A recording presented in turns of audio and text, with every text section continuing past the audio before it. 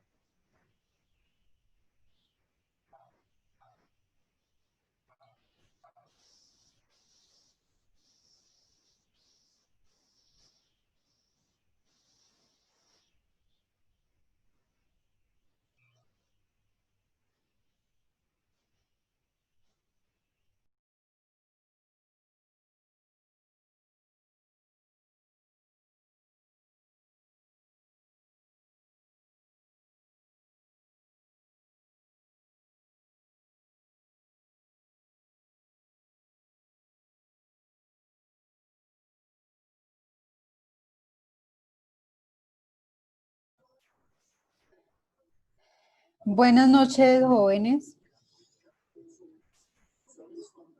Buenas noches. Bueno, chicos, espero que se encuentren muy bien. Vamos a dar inicio Buenas noches, profe. a la clase de hoy. Buenas noches, chicos, a todos. Bueno, entonces había un inconveniente en el foro, estaba leyendo yo a alguien acá, les estaba dando espacio, chicos, de conectarse porque yo ayer les indiqué que primero llegaran pues a las indicaciones o a la guía del estudiante, entonces por eso les esperé un poquito más para que les diera tiempo de leer y llegar y no retrasarse en la explicación. Me decían que había un inconveniente en el foro, ya lo modifiqué, tenía el día de ayer, o sea, la fecha del día de ayer, pero ya está modificado para que entonces puedan hacer su reporte de asistencia, ¿listo? No olvide hacerlo, por favor. Vi que ayer muchas personas no reportaron su asistencia. No podemos dejar sin reportar la asistencia por lo que les expliqué el día de ayer. Bueno, jóvenes, entonces, ¿tienen alguna duda frente a lo que les expliqué ayer, que fue básicamente la visualización de los 9 mosaicos de la plataforma del campus virtual que estamos manejando ahora por medio de Moodle? ¿Tienen alguna duda? ¿En algo están muy confundidos o perdidos para entonces solucionársela o ya en su defecto explicarles el pacto pedagógico? Bueno, chicos, igual con el tiempo vamos a irnos adaptando a la plataforma, así como manejamos Q10 en algún momento, se nos facilitaba mucho, que era más complejo porque no había tanto detalle, mucho más esta se nos va a facilitar muchísimo más, entonces pienso que es de adaptarse. Bueno, entonces les voy a Profe, compartir buenas noches. el pacto. Buenas noches. Qué pena. Profe, es que yo pues soy nueva. Me Sí. tocó cambiarme de horario por lo que yo ya estoy haciendo las prácticas. Sí. Pero ayer no me quedó fácil conectarme a la clase, ya que el sábado que hice el cambio de horario me lo pusieron mal, me lo pusieron para 8:12. Entonces hoy me tocó hacer el cambio y pues la verdad no entiendo casi la plataforma y hoy casi no puedo entrar pues como a la clase, entonces no sé bien qué fue lo que hablaron ayer o qué. Bueno, entonces, listo, es muy normal entonces que estés un poquito perdida, pero entonces en el mosaico, ya le voy a mostrar cuál es el mosaico, puede ver la grabación de la clase de ayer y se pone al día para que entienda mucho más la funcionalidad de la plataforma. Ya le voy a compartir entonces la pantalla para que puedan visualizar el mosaico y donde están las grabaciones para que pueda ir directo allí y y entonces que pueda entender dónde va a ir a ver la grabación de ayer, donde especifico cada uno de los mosaicos. Bueno, esta es la parte inicial, ¿cierto? Es el área de inicio en el campus virtual. Entonces, para que usted pueda ver la grabación de la clase, va a ir acá a clases grabadas, le va a dar clic allí y ahí aparece la clase del día de ayer, 24 de agosto, ¿cierto? Va a mirar ese video que ahí le explico cada uno de los campos para que pueda entonces estar al día frente a la explicación que les estaba dando el día de ayer, que básicamente se basó en la funcionalidad de estos ítems. También es importante que registre la asistencia. Como usted no ha podido visualizar los videos, entonces le voy a comentar dónde va a ser. El registro de asistencia va a ser en esta parte, registro de asistencia a clase, le da clic y cada día se va a habilitar un foro para que haga el registro. Entonces este era el de ayer y ese es el de hoy, el del 25. Da clic aquí y en esta parte va a añadir un nuevo tema de discusión y va a decir presente, hola, buenas noches y yo ya hago el registro, listo. Y para que comprenda cómo funcionan los demás mosaicos, le recomiendo que vea los videos que están donde les acabo de indicar. Ahí va a comprender mucho más para qué sirve cada uno de estos titulitos que son los mosaicos. Ah, listo, profe, Listo. muchas gracias. Con mucho gusto. Entonces les decía que les iba a compartir, les iba a socializar el pacto pedagógico. Entonces, denme un segundo que termine de descargar para compartirles. Entonces, ustedes saben, chicos, que el pacto es, pues más que nada, las indicaciones a nivel actitudinal que ustedes deben de tener presente y también el acuerdo para la toma de las notas y los porcentajes a los que equivale cada una de las actividades. Entonces, acá tenemos, miren, tenemos que estas actividades se van a realizar en estas fechas y tienen estas valoraciones. ¿Ok? Entonces, tenemos taller factor de riesgo, exposición de factor de riesgo, que esto lo podemos mirar, ya les iré diciendo en la marcha si va a ser por medio de una investigación y luego ustedes pues la van a socializar en un encuentro en Zoom como normalmente damos la clase, o ya les iré comentando, ¿cierto?, la especificidad de esta actividad. El taller del decreto 1295, de la 1562, el taller de aportes, el taller del sistema de gestión de seguridad y salud en el trabajo, el taller del COPAS. Aquí está todo con el porcentaje que se le asignó. Tenemos plan de emergencia. Esta actividad de plan de emergencia tiene una valoración importante, vea, tiene el 30% para la unidad 1 y el 30% para la unidad 2, para que lo tengamos en cuenta en su momento. Les explicaré de qué se trata. También tenemos taller de residuos hospitalarios, una actividad que se llama cazador de riesgos, que va a ser el 26 de agosto y tiene esta valoración. Acá también encuentras las fechas de evaluación. Bueno, chao, a ver si la escucho. Las fechas de evaluación. La evaluación 1 va a ser el 4 de septiembre y la 2 el 18. Y por favor estén muy pendientes de las fechas de las evaluaciones para que no tengan ningún inconveniente. ¿Listo? Entonces el módulo finaliza el 2 de octubre. El 2 de octubre. El 1 de octubre iremos a hacer la evaluación final y el 2 la nivelación. Listo. Denme un segundo, le contesto un mensaje a una compañera de ustedes.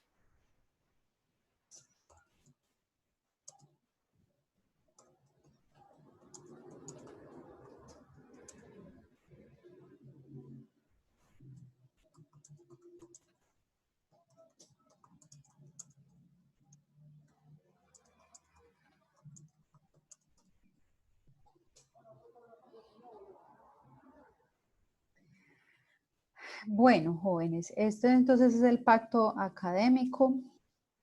Deben de revisarlo para que estén muy pendientes de las fechas y de la valoración de las actividades.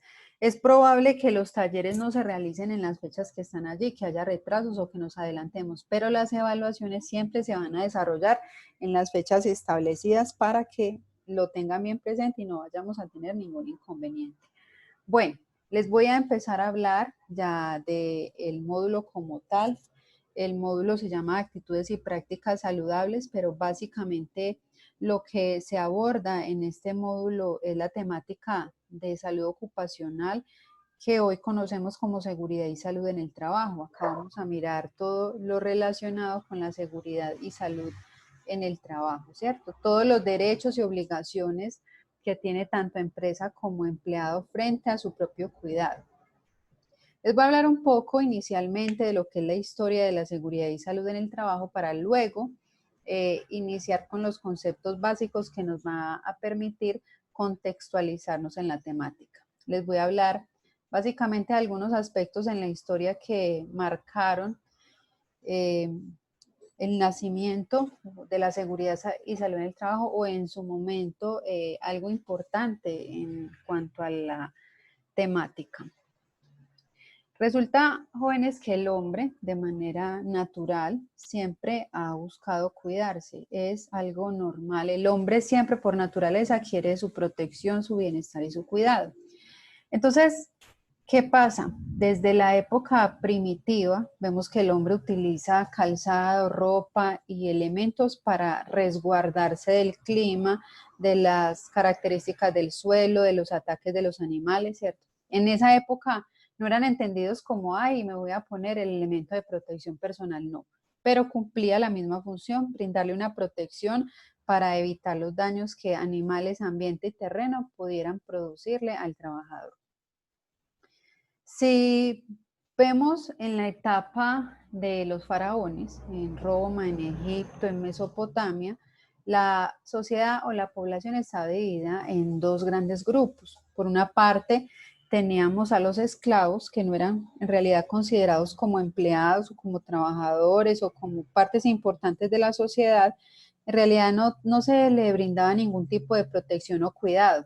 Si ustedes de pronto leen o ven la historia, cuando recrean estos ambientes, vemos que el esclavo está casi desnudo, solamente tiene vestiduras de la cintura para abajo, precisamente para que esté expuesto a la parte del lomo para que le puedan azotar. Entonces, para ellos no había ningún tipo de cuidado, pero había otra parte de la población, de la sociedad, que sí era bien importante, que eran los guerreros, los embalsamadores, los fabricantes de armas. ¿Por qué tenían relevancia a nivel social? Pues porque en esa época, cuán victorioso fuera un territorio, más dinero o más riquezas tenía, ¿cierto? Entonces, por eso ellos debían de tener un grupo de personas que los defendieran, o sea, que en las luchas tuvieran la mayor probabilidad de salir victoriosos. Por eso los guerreros eran una parte importante para el éxito de estas batallas. Y si usted mira a los guerreros, repito otra vez, en la historia o en las películas ambientadas en esta época, ellos tienen casco, tienen protección para su cuerpo, armas, ciertos elementos para su protección y para su defensa. No eran pensados como, ay, el elemento de protección personal, pero sí cumplían esa función. Los embalsamadores, era importante esa función, pues porque en esa época la cultura más bien indicaba que aquellas personas que fallecían y tenían alguna relevancia social o política importante, como los faraones, los emperadores, emperatrices, pues su cuerpo era conservado. Y los fabricantes de armas, como ya lo mencioné, pues también porque entre más victorias tuviera una población, más riquezas tenía, porque se quedaba el pueblo vencedor con las riquezas del pueblo vencido. Entonces, los fabricantes de armas y los embalsamadores utilizaban elementos como tapabocas de lino, eran un elemento que se ponían entre nariz y boca acá, como los cubrebocas que utilizamos en la actualidad, pero pues propios de esa época, eran hechos de lino y eso lo que realizaba era un filtro para evitar la inhalación de partículas tóxicas o biológicas que pudieran perjudicar a estas personas que realizaban esta tarea. Si vemos otro suceso importante u otro aspecto que nos demuestra el avance en cuanto a la seguridad y salud en el trabajo, fue la revolución industrial, ¿cierto? De hecho, se considera la época que le dio la génesis o el nacimiento a esa seguridad y salud en el trabajo, pero ya vista como una disciplina. ¿Quién me recuerda, por favor, qué fue la revolución industrial? ¿Qué pasó allí? ¿Quién me dice algo que recuerde de lo que sucedió en este episodio de la historia? ¿Qué pasó en la revolución industrial? ¿Qué fue eso? ¿Cómo fue? ¿Qué pasó allí? Cuéntenme, por favor.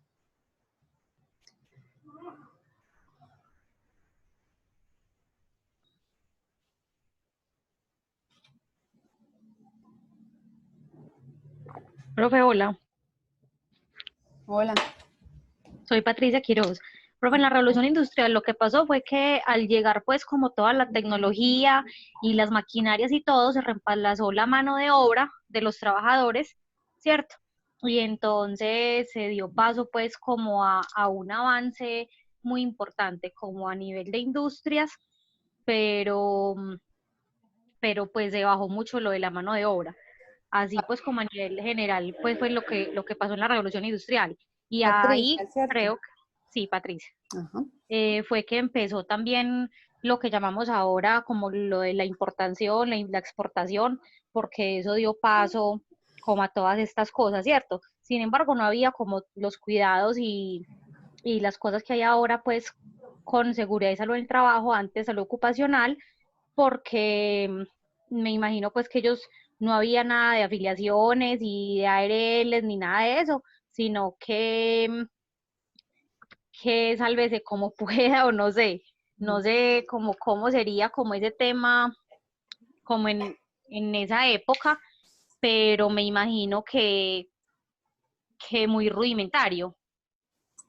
Excelente aporte, Patricia. Así fue. En realidad, la revolución Profe, qué pena, industrial. yo tengo como otra idea también, yo Sí, soy dale, Isabel Cristina Correa. dale. Era como, eso fue como donde empezó el proceso de la transformación de la economía, donde empezó a llegar la tecnología, ya como las nuevas formas de uno poder como hacer una afiliación por medio de un computador, sistemas, todo ese tipo de cosas que ya en este momento se manejan, una aplicación en el celular, empezó como todo ese proceso de la transformación. Bien. ¿Alguien más desea dar su aporte? Bueno, jóvenes, sus dos compañeros tienen mucha razón. Así es, la revolución industrial lo que hizo fue cambiar el proceso de manufactura por un proceso con máquinas.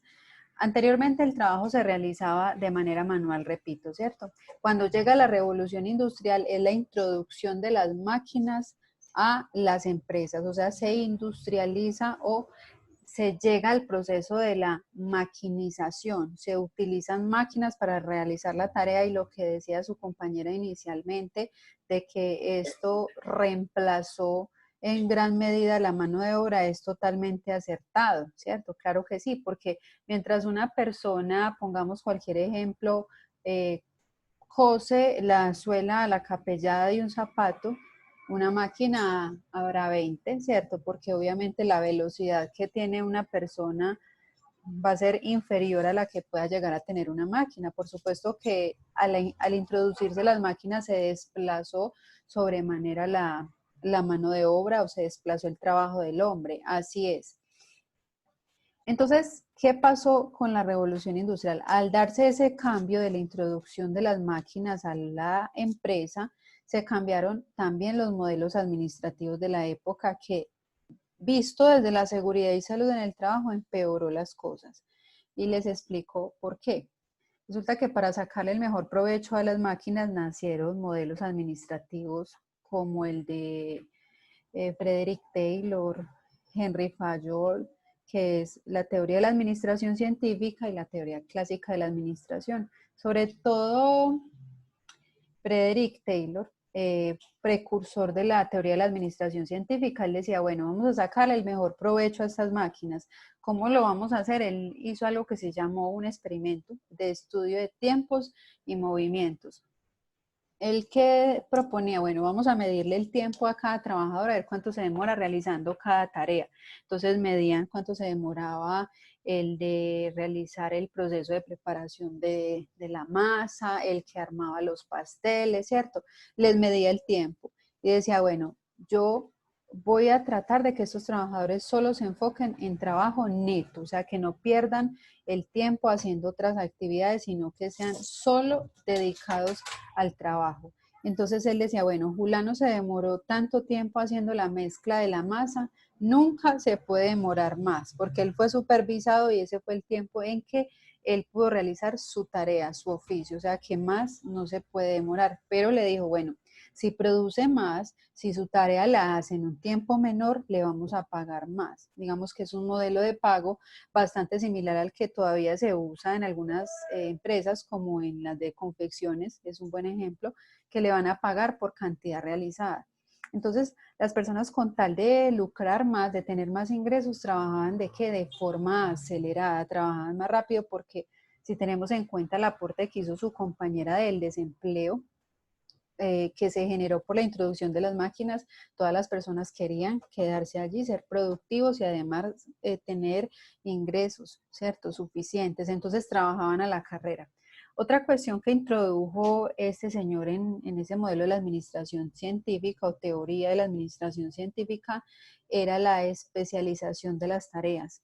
Le decía, no vamos a poner a hacer al trabajador de todo, sino que se enfoque en una sola actividad, en una sola tarea. Cuando el trabajador se enfoca en una sola cosa, lo va a hacer mejor y más rápido.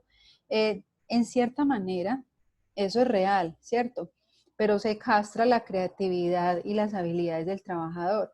Es natural que si usted todos los días hace lo mismo, lo termina haciendo hasta por inercia, ¿cierto? Ya el cerebro se adapta tanto a hacer las cosas de manera mecánica que ya no le cuesta ningún esfuerzo, pero es negativo tanto para la persona como para la empresa, porque es para la persona negativo lo que les decía, porque castra su creatividad y el desarrollo de más habilidades. ¿Y por qué es negativo para la empresa? Porque cuando hay una incapacidad, ¿cierto? Alguien no faltó a la empresa, no va a haber quien lo reemplace, porque esa tarea solo la hacía él y los demás no saben hacer nada más que la suya, ¿cierto? Entonces no habría esa posibilidad de que alguien más reemplace a la persona que no está allí.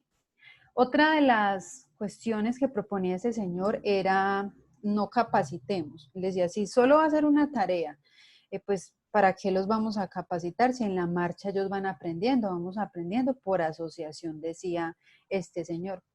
¿Vas a participar, Patricia?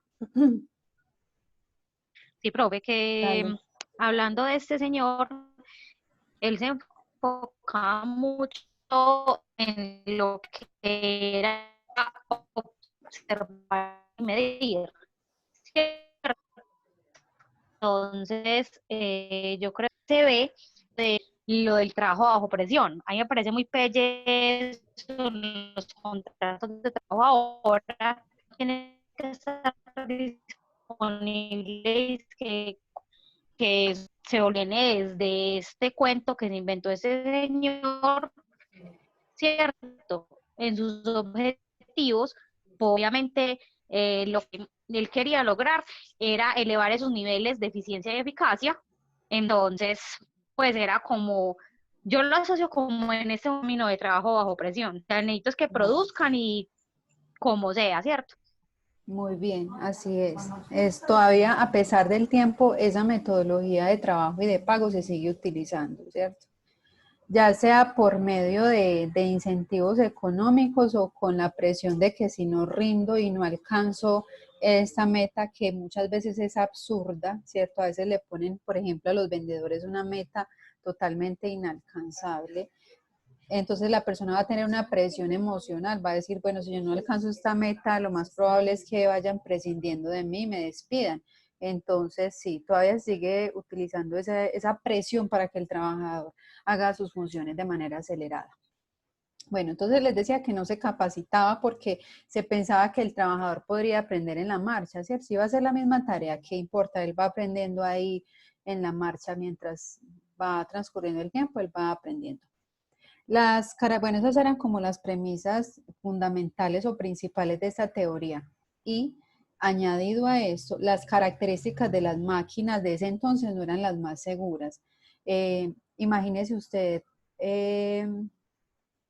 el Titanic. ¿Se acuerda de esa película tan vieja que recreaban como el trabajador cargándola de carbón porque funcionaba con carbón? Bueno, eran máquinas así, funcionaban con carbón, tenían grandes aberturas, cables pelados. Estaban apenas incursionando en la industria con estas máquinas y no eran las más ergonómicas ni las más seguras posibles. Entonces, sumados todos esos aspectos, hizo que en la revolución industrial ocurrieran muchos accidentes, muchas lesiones, muchas muertes producto de esas características de esas máquinas que no les capacitaran. Imagínense que no le capaciten a usted cuando le ponen una máquina nueva. Si usted se ve a gatas, trabajoso, cuando le cambian el sistema operativo, cuando cambian el sistema de la empresa, ¿cierto? Uno al principio comete algunos errores, se enreda. Imagínense cuánto más una máquina. Y eso que nosotros estamos adaptados a la tecnología, ¿cierto? En esta generación es muy habitual tener un celular, un PC, ya tiene en alguna medida adaptación a este proceso. ¿Cuánto más difícil sería para ellos que nunca habían empleado una máquina y no se les brindaba capacitación? Entonces, les digo que hubo muertes, accidentes, mutilaciones y de todo, ¿cierto?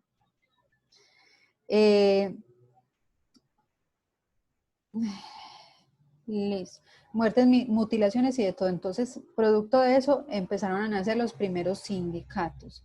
Estos sindicatos protestaban porque se sentían utilizados, sentían que la empresa estaba solamente aprovechándose de ellos y que no eran valorados como seres humanos. Entonces, ¿qué pasó? El gobierno se vio obligado a establecer normas para que las empresas afiliaran a sus trabajadores o les brindaran algún tipo de póliza y también procuraran por prevenir accidentes de trabajo y enfermedades laborales. Ahí nacen también otras teorías ya más humanísticas como las de Elton Mayo, pero por eso se conoce la revolución industrial como un suceso que marcó la historia de esa disciplina de la seguridad y salud en el trabajo. Bueno, aquí dicen algunas personas, dice qué pena a alguien más se le entrecorta lo que está diciendo la compañera. Sí, sonó un poquito entrecortado, pero algunas cosas le alcancé a entender y ella realizaba una asociación entre ese modelo que propuso Frederick, que era el pago como por comisión y que le presionaban a trabajar y presionaba para que ganara más. Bueno, ella los asocia con la realidad o con la actualidad de que todavía siguen ejerciendo esa presión en los trabajadores, en las ventas y en otro tipo de trabajos donde se le presiona al empleado para que trabaje de manera acelerada, para que produzca más, para que sea eficaz y eficiente, decía esto su compañera. Bueno, chicos, esos fueron algunos sucesos de la historia que marcaron una pauta importante en lo que a seguridad y salud en el trabajo se refiere. Ahora, ya saliéndonos un poco de lo que es la evolución histórica, les aclaro de que no es que antes no existieran peligros o factores de riesgo, sí existía, porque cuando el trabajador realizaba las tareas con sus herramientas, cuando el trabajo era más manual, habían peligros, ¿cierto? El ergonómico, el pincharse o cortarse con las herramientas, sí habían peligros, pero digamos que los efectos fueron mucho más devastadores cuando llegó la máquina a la empresa, ¿cierto? Bueno, es muy importante tener en cuenta, chicos, que el cuidado del trabajador depende sobremanera de su propia actitud. O sea, el autocuidado prima sobre la obligación de la empresa. Les voy a poner un ejemplo para que ustedes dimensionen qué tan importante es que el trabajador se esmere por su propio cuidado y por indagar en los peligros sobre los que le significa la tarea. Mire, por ejemplo, Eternit, ¿cierto? Eternit es una fábrica de tejas y es colombiana. Ustedes conocen las tejas de Eternit. Les voy a compartir una imagen por si de pronto no la asocian, para que tengan una idea más clara. Esto es una teja de Eternit, esta gris que ustedes ven acá. Bueno, resulta que Eternit es una empresa colombiana que tiene bastante tiempo, bastante vieja acá en nuestro país, y utiliza para la fabricación de estas tejitas un elemento que se llama asbesto o amianto. Asbesto o amianto, que es la misma cosa, son sinónimos. Esta fibra es sumamente cancerígena y se lleva empleando hace muchísimo tiempo. Solamente se va a prohibir a partir del año entrante, ¿cierto? A partir del año entrante se va a empezar a prohibir la utilización del asbesto para la fabricación. No solo para tejas se utiliza, sino que la historia que les voy a contar es sobre Eternit, porque el asbesto también se utiliza para los frenos de los vehículos, para algunos grifos, para algunas empresas de fabricación de drywall también las usan. Me comenta alguien que se escucha entrecortado. Cuéntenme si todos tienen esa misma situación. Profe, yo la escucho bien. Bueno, entonces en este caso... Yo también. En este caso, Juliana, vamos a escribirle.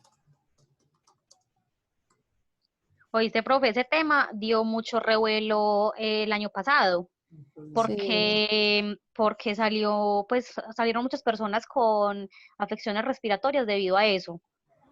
Eso el año pasado tuvo mucho revuelo, pero no se volvió como a tocar el tema, ¿cierto? Pues igual han habido muchas Claro. cortinas de humo que han tapado como esas cositas, pero no sabía que al fin se iba a entrar en vigencia dentro de un año. Así es. Entonces, ¿por qué se dio esta norma? Fue a raíz de toda una revolución que armó una señora. Les cuento la historia. Resulta que una señora tenía unos síntomas respiratorios y fue al médico y desgraciadamente cuando ella fue ya no había nada que hacer, ya tenía cáncer pulmonar. Cáncer, tenía asbestosis, un cáncer pulmonar producido por la inhalación de asbesto. Entonces el médico le empezó a indagar, ¿cierto? Al momento de hacerle epicrisis, la historia, él le preguntaba dónde trabajaba, ¿cierto? ¿Qué hacía? Y resulta que ella no trabajaba en Eternit ni realizaba ningún tipo de actividad donde tuviera contacto con el asbesto. Pero le comentó que vivía cerca de una fábrica de Eternit en Bogotá. Entonces, indagando, se dieron cuenta de que había en esa fábrica había un lote baldío donde tiraban las tejas averiadas o las sobrantes de esas tejas, y por acción del viento, las fibras que despedía la teja cuando estaba rota llegaron hasta la casa de ella y ella las inhaló, ¿cierto? Entonces, esta señora desarrolló cáncer pulmonar por inhalación de esas fibras de asbesto. Tengamos en cuenta que ella realizaba un trabajo, o sea, ella trabajaba en otra parte, o sea que los momentos que estaba en su casa eran cortos, era en la noche y fines de semana tal vez, ¿cierto? Porque el resto del tiempo ella estaba en su trabajo, no en su casa. Entonces, mire qué tan poca la exposición y qué tan devastadores los efectos, ¿cierto? Que para ver un efecto significativo, pues cuanta más exposición hay, más probable es que haya una afectación. Pero en este caso, al ser tan cancerígena la fibra, esta señora sufrió de cáncer pulmonar. Entonces ya armó toda una revolución para que prohibieran en Colombia eso, hizo protestas, porque chicos, si a ella que no trabaja allí le produjo el asbesto estos efectos, cuánto más a las personas que día a día están manipulando esta sustancia, ¿cierto? Imagínense qué tan devastador puede ser. De hecho, cuando ella empezó con todo este proceso para hacer conocer cómo el asbesto perjudicaba la salud, empezaron a salir casos, empezaron a salir fallecidos, familiares que